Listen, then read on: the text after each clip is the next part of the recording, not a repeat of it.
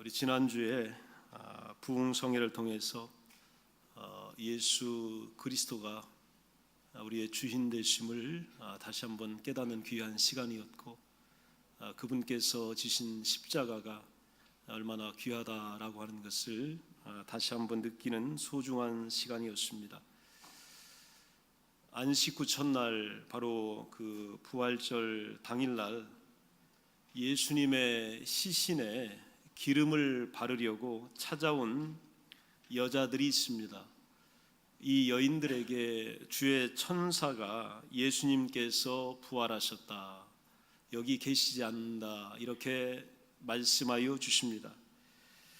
예수님은 십자가에서 죽으시고 무덤에 묻히셨으나 사망의 권세를 이기시고 죽음에서 다시 살아나셨습니다. 이 짧은 문장은 어마어마한 능력과 사실을 담고 있습니다. 우리 모두의 문제와 아픔과 눈물과 고통이 다 여기 들어 있습니다.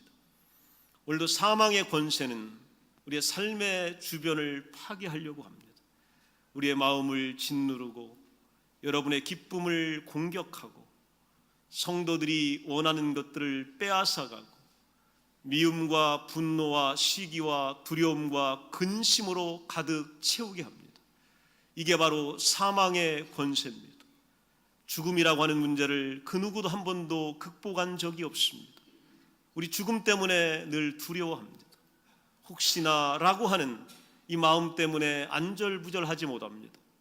그런데 예수님께서 사망의 권세를 이기시고 죽음의 자리에서 다시 살아나셔서 여러분 앞에 서시고 그 모습 그대로 너희들도 나와 함께 부활할 것이며 영광의 자리에 함께 있을 것을 약속하고 계십니다. 여러분, 이것이 바로 부활입니다. 부활은 지나가는 절기가 아니라 우리에게 어마어마한 새로움을 가져다 준 것입니다. 예수님의 탄생을 알린 주의 천사가 이제는 나타나서 주님의 부활을 전합니다. 부활은 하나님 나라 역사의 피크이자 절정입니다. 하나님의 백성들의 삶의 진정한 원천이 여기에 있고 승리의 원동력이 여기 있습니다. 예수님이 부활하지 아니했다면 우리 여기 있을 이유가 전혀 없습니다. 예수님이 죽음의 권세를 이기지 못했다면 우리 모두가 다 다른 종교 찾아가야 합니다. 여기보다 편하고 여기보다 윤리적이고 여기보다 더 도덕적이고 여기보다 더 사랑 많고 여기보다 어찌 보면 더 인간적인 종교들 많이 있습니다. 그러나 예수님의 부활은 다른 종교가 잘못됐음을, 이 땅에 오직 하나님은 한 분임을, 우리의 구세주는 오직 예수 그리스도 한 분이심을 강력하게 우리에게 보여주셨습니다. 여러분, 일평생 진짜를 따라갈 겁니까? 아니면 가짜를 따라갈 것입니까? 여러분, 영원한 세계를 추구하며 사실 것입니까? 아니면 오늘 있다가 없어질 들풀처럼 그렇게 살아가실 겁니까? 예수님은 오늘 우리에게 영원을 보여주셨습니다. 현재를 이길 수 있는 유일한 능력이 있는데 그것이 바로 영원성입니다. 영혼을 가진 사람은 오늘을 이겨낼 수 있습니다. 오늘 어떤 병마와 질병도 이겨낼 수 있습니다. 어떤 절망도 어떤 의기소침함도 영혼을 소유한 사람들 앞에는 절대로 힘을 쓸 수가 없습니다. 오늘 기독교는 바로 부활에서 놀라운 역사를 만들어내게 된 것입니다. 이 예수님께서 그 10절에 보게 되면 이런 말씀을 하십니다. 무서워하지 말라. 가서 내 형제들에게 갈릴리로 가라 하라. 거기서 나를 보리라 하시니라.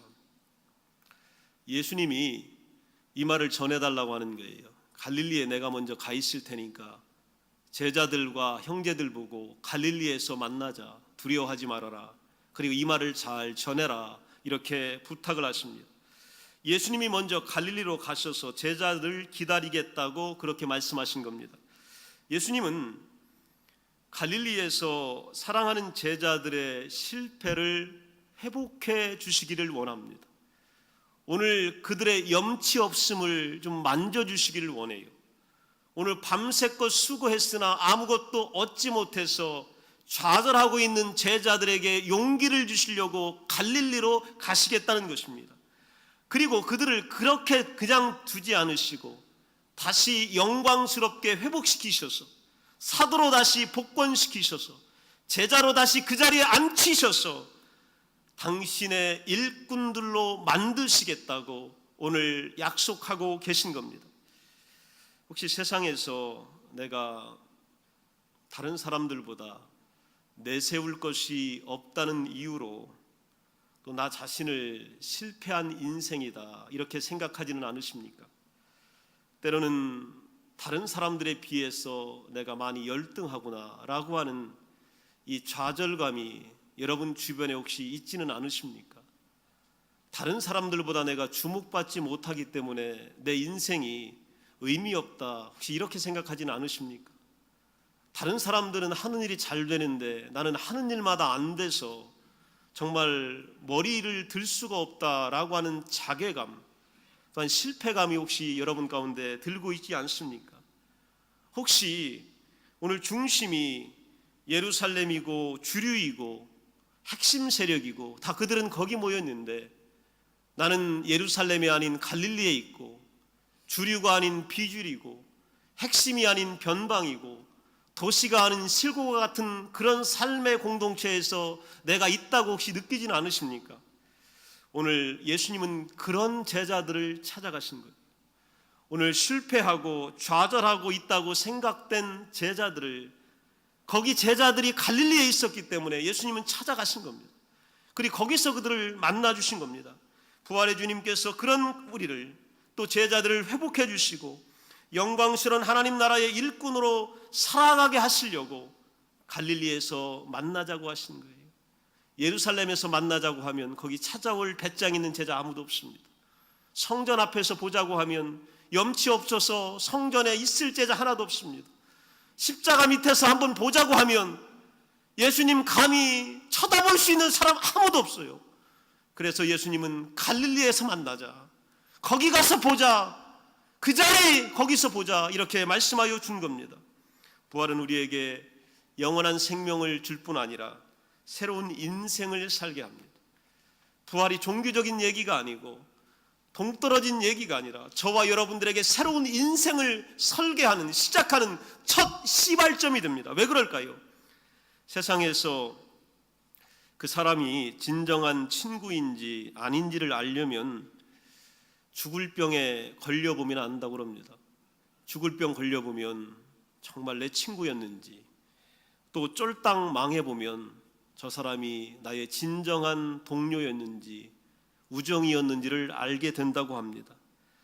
망하고 나면 나를 사랑했는지 아니면 내가 가지고 있는 능력과 화려함을 사랑했는지를 알게 된다고 합니다. 하나님을 우리가 사랑한다는 것도 마찬가지입니다. 홍해를 갈라주실 때, 문둥병자를 치유해 주실 때, 죽은 자를 살려주실 때, 하늘의 축복을 넘치도록 부어주실 때에, 내 기도라면 뭐든지 다 들어주실 때에 이런 하나님 사랑하지 못할 사람 누가 있겠어요? 이런 하나님 누구나 다 사랑합니다. 오늘 내 편이 되어주시고 내가 원하는 거 다 이루게 해주시고 나에게 기적을 베풀어 주신 하나님 누구나 다 사랑할 수 있습니다.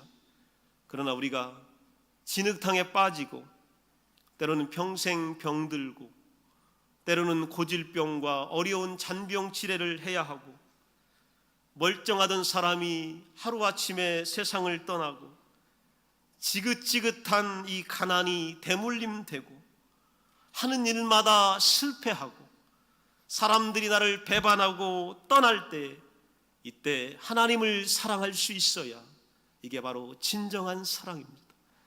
오늘 부활 앞에서 누구나 다 하나님 사랑한다고 이야기할 수 있습니다. 그러나 십자가 앞에서 하나님 사랑한다고 해야 오늘 내가 병들었을 때 실패해도 외로워도 하나님 사랑한다고 해야 이게 바로 진짜 사랑입니다. 예수님은 오늘 이 사랑을 우리에게 가르쳐 주시기를 원했던 겁니다. 하나님이 살아계시다고 느껴지지 않고 아무래도 하나님이 돌아가셨나 보다라고 하는 생각이 들 때에 그때가 진정한 사랑이 시작될 때입니다. 여러분은 언제 하나님이 죽은 것처럼 느껴지시나요? 하나님이 정말 살아계시지 않은 건가? 죽은 건가? 이렇게 생각되고 느껴질 때가 있습니다. 자, 오늘 본문에 나오는 사람들은 이 정도가 아니에요. 이 정도가 아니라 자기 눈앞에서 하나님, 예수님, 신이 죽은 것을 봤습니다. 신의 죽음을 오늘 목도한 사람들이 있어요. 내 눈에서 예수님이 진짜로 죽었습니다. 그리고 끄집어 내렸어요. 이 시체를 가져다가 무덤에다 집어넣습니다.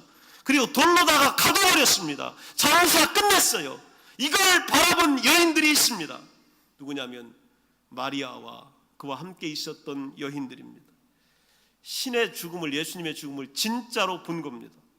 그러나 이 여인들은, 제자들은, 사도들은, 또 그 주변에 있었던 사람들은 다 떠나가 버렸는데 그곳을 지키고 있습니다. 도대체 왜 그럴까요? 무엇 때문에 이 여인들이 오늘 이 새벽에 이 무덤에 찾아온 걸까요?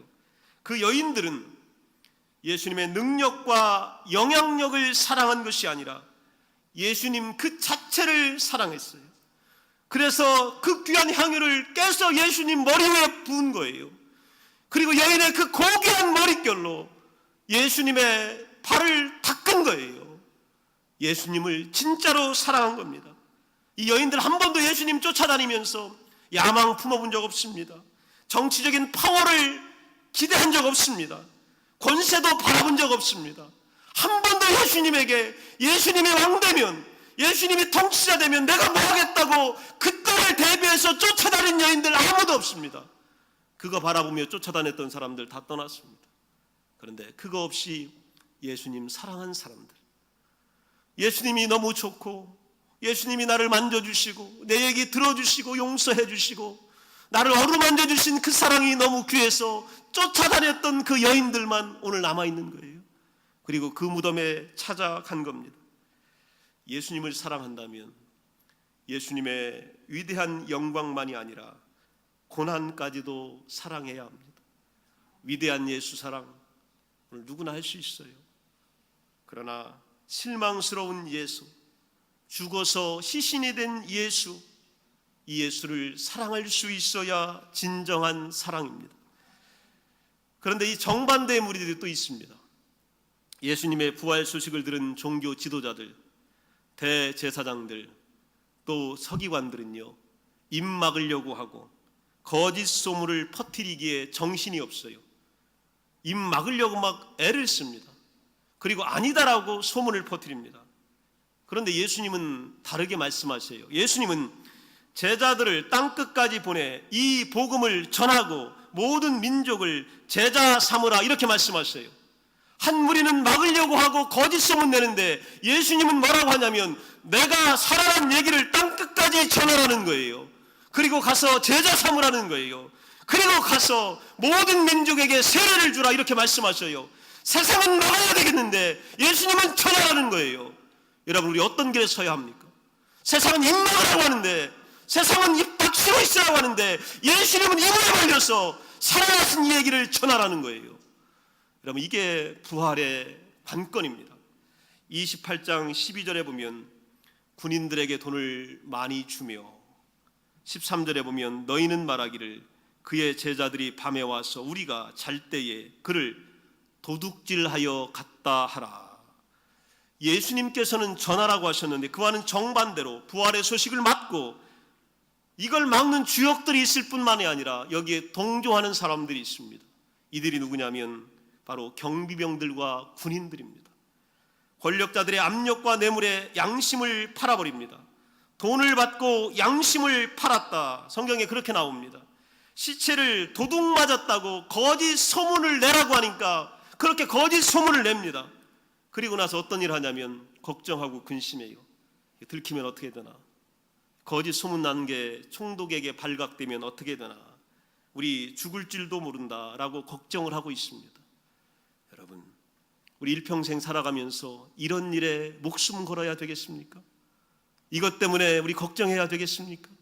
잘못된 거, 거짓된 것을 위하여서 오늘 근심해야 되겠습니까? 그리고 못해야 되겠습니까? 오늘 예수님은 이런 우리에게 말씀하십니다. 가서 이야기하라는 거예요. 이런 거짓과 불의와 또한 진리가 아닌 것에 생명을 거는 사람들은 세상에서 가장 미련한 사람들입니다. 가장 비천한 사람들입니다. 예수가 살아나지 않았다 말하는 사람들은 인생에 있어서 아무런 희망을 가질 길이 없는 사람들입니다. 가장 불쌍한 사람들입니다. 양심이 팔려진 사람들입니다. 오늘 회유당한 사람들입니다. 협박받는 사람들입니다. 두려운 사람들입니다. 그런데 예수님은 여인들에게도 가서 전하라고 말씀하여 주십니다. 귀한 목숨을 우리 그런 데다가 절대로 낭비할 수 없습니다. 그런 일에 절대로 우리 동조할 수 없습니다. 그런 일에 절대로 참여할 수 없습니다. 15절에 보면 군인들이 돈을 받고 가르친 대로 하였으며 이 말이 오늘날까지 유대인 가운데 두루 퍼지니라. 여러분, 한 번의 거짓말이요, 한 사람의 묵인이요, 오늘 수천만 명, 몇억 명을 죽이고 있습니다. 이들이 거짓말만 안 했더라면 오늘 이 소식을 사람들이 믿었을 텐데, 오늘 이 부활의 첫 번째 아침에 수많은 사람들이 예수님께 와서 경배할 텐데, 이 말 때문에요, 오늘 지구상의 수십억의 사람들이 예수님은 살아나지 않았다, 소문이 그렇다, 증거가 없다, 그들이 그렇게 얘기했다, 이 말에 속아 넘어갑니다. 우리 제대로 말 못하면 우리 사람을 죽이게 됩니다. 내가 한마디 제대로 말 못하면 나 때문에 구원받고 생명 얻어야 될 수많은 인류가 오늘 불구덩이로 직행하고 있는 것을 우리가 지켜봐야 합니다. 오늘날까지 퍼지고 있다. 성경은 이렇게 말합니다. 예수님의 부활은 새 시대가 우리에게 도래했음을 선포하는 위대한 사건입니다. 진정한 메시아의 시대가 열리게 된 겁니다. 새 시대다, 그렇게 생각하니까 여러분 실감이 안 나요. 내 직업이 바뀌는 것도 아니고, 수입이 바뀌는 것도 아니고, 내 자리가 갑자기 높아지는 것도 아니고, 내 자식들이 갑자기 성공하는 것도 아닌데 무슨 새 시대가 열렸냐, 이렇게 생각할 수 있습니다. 그런데 오늘 성경을 보게 되면 새 시대는요, 무대가 바뀝니다. 그리고 그 무대의 주역들이 바뀝니다. 16절에 보면 11제자가 갈릴리에 가서 예수께서 지시하신 산에 이르러, 성경은 이렇게 말씀하고 있습니다. 그 무대는 예루살렘이 아닌 갈릴리입니다. 성전 앞이 아닌 시골입니다. 오늘 골고다의 언덕이 아니라 호수 바닷가의 한 언덕으로 무대가 바뀌어버린 거예요. 예수님은 예루살렘의 사람들을 모은 게 아니라 오늘 실패하고 좌절하고 절망하고 힘없는 사람들이 모여있는 갈릴리에 모이신 겁니다. 오늘 하나님의 나라는요, 필드가 바뀝니다. 예루살렘이 아니라 갈릴리입니다. 오늘 세상을 향해 나가는 사람들이 아니라 오늘 예수님을 알아보고 예수님 말씀에 순종하며 이것을 전하기 위하여 내 진액을 바치는 여기에 모인 여러분들을 위하여 예수님은 필드 자체를 바꿔버리셨습니다. 여러분, 그러니 우리가 그 땅의 주역이 된 겁니다. 여러분, 예루살렘 앞에서 오늘 다른 소문 내는 것이 주역이 아니에요. 그들의 핵심 세력이 아니고 그들의 메인스트림이 아닙니다. 오늘 예수 앞에 모여서 이 놀라운 소식을 들으며 새 시대를 꿈꾸며 바뀌어진 필드에서 하나님 나라의 위대한 일꾼들이 되기를 원하는 사람들이 주역이고 그들이 바로 하나님의 제자가 되는 것입니다.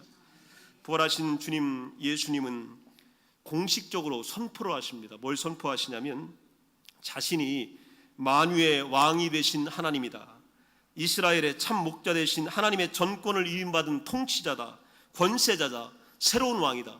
이런 거 선포하려면 예루살렘에서 해야 되는 거 아닙니까? 성전 앞에서 사람들 모아놓고 해야 되는 거 아니에요? 이런 거 선포하려면 대제사장의 축복과 서기관들의 동조와 바리새인들의 호응 속에서 멋지게 해야 되는 거 아닙니까? 그런데 예수님은 이 말씀을 어디서 하셨냐면 18절에 보면 하늘과 땅의 모든 권세를 내게 주셨다. 이제는요, 내 시대가 됐다는 겁니다. 하늘과 땅의 모든 권세가 나에게 오셨다 이러시면서 오늘 어디에서 이 말씀하시냐면 갈릴리 호숫가 언덕에서 말씀하십니다. 누구에게 말씀하시냐면 배반하고 떠났던 사람들, 등 돌렸던 사람들, 예수님을 모르겠다고 했던 그 사람들을 향하여 예수님은 다시 한번 주역과 필드로 초대하고 계십니다. 여러분, 지금까지 우리 실패할 수 있습니다. 지금까지 우리 예수님 배반할 수 있습니다. 지금까지 우리 예수님 모른다고 할 수도 있지만 우리 예수님은 부활하신 후에 우리 같은 사람들을 다시 초대하십니다. 그러시면서 하늘과 땅의 모든 권세를 하나님이 내게 주셨다고 말씀하십니다.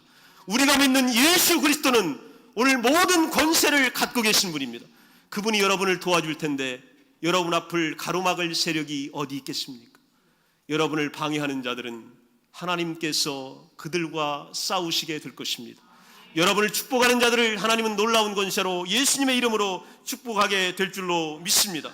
이제 더 이상 십자가에서 힘없이 달려 계신 분이 아닙니다. 수치와 치욕을 받으시면서 재판받으신 예수 그리스도가 아닙니다. 백성들과 군인들에게 야유와 조롱을 받으시며 침뱉음을 겪으셨던 그런 예수님이 아니에요. 땅과 하늘의 권세를 가지신 예수님이 여러분에게 지금 말씀하고 계십니다. 뭐라고 말씀하시냐면 중요한 말씀 한마디 하셔요. 이거 하시려고 지금까지 모으신 겁니다. 이거 하시려고 자신을 소개하신 거예요. 뭐라고 하셨냐면 19절에 보면 모든 민족을 제자로 삼고 성령의 이름으로 세례를 베풀어라. 이게 예수님이 우리에게 주신 위대한 명령입니다. 모든 민족을 제자 삼아서 모든 사람들을 하나님의 말씀을 지키는 자로 삼아서 이 나라를 하나님의 나라로, 모든 사람들이 하나님을 경배하는 자로, 모든 족속과 열방과 모든 민족이 하나님께로 돌아오도록 만들어라, 이렇게 말씀하셨어요. 여러분, 이 명령을요 많이 배운 사람들 모아놓고 하지 않으셨어요. 부자들 모아놓고 하신 게 아닙니다. 권세자들 모아놓고 하신 게 아니에요. 오늘 주일날 거룩하신 하나님의 도움이 없으면 오늘 살 방법이 없어 기도하러 오신 여러분들에게, 지난주에 여러 가지 수입과 장사가 어려워서 오늘도 눈물을 흘리며 기도하는 여러분들에게, 내 자녀들의 생각대로 되지 않아서 걱정하며 가슴 졸이는 여러분들에게 이 나라를 꿈꾸자는 거예요. 이 새 시대의 주역이 되자는 겁니다.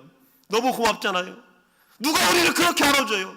이 나라 전체를 자기 나라 만드는데 저와 여러분 주역이 되달라는데 우리가 이걸 마다할 이유가 어디 있어요? 이 땅의 왕이 나보고 함께 하자는데 내가 가진 것이 아무것도 없고 내 세월까지 아무것도 없는데 이런 나에게 우리 주님이 초대하시는데 우리가 어떻게 이걸 거역한단 말입니까?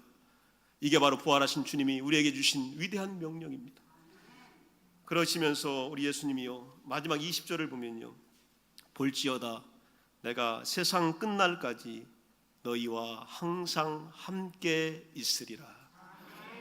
거기서 꼭 사라진 예수님이 아니에요. 세상 끝날까지 너희와 함께할 임마누엘의 하나님이 되신다, 이렇게 말씀하십니다. 여러분이 고난 가운데 계시면 찾아오셔서 위로하실 것이고, 여러분이 가난 가운데 있으면 여러분을 찾아오셔서 부유케 하실 것이며, 여러분이 병들었으면 찾아오셔서 건강하게 하여 주시고, 여러분이 배반당했으면 찾아오셔서 친구가 되어주시며, 여러분의 자녀들을 찾아오셔서 격려하셔서 다시 그 자리에 복귀하게 하시는 임마누엘의 하나님이 되어주실 것이다, 이렇게 말씀하여 주셨습니다. 세상 끝날까지, 우리 주님 다시 오시는 그 순간까지 그 주님은 우리에게 역사할 줄로 믿습니다. 여러분, 이분만 따라가면 인생의 성공자가 됩니다. 이분만 함께하고 계시면 거기가 바로 주역이 서 있는 무대가 됩니다. 그분이 함께 하시면 하나님이 집중하시는 장소가 되는 줄로 믿습니다. 여러분, 새 시대에 우리 모두 주역이 됩시다. 그리고 이 위대한 꿈들을 함께 꾸는 놀라운 축복이 함께 하시기를 간절히 축원합니다. 기도합니다. 다 함께 자리에서 일어나시겠습니다.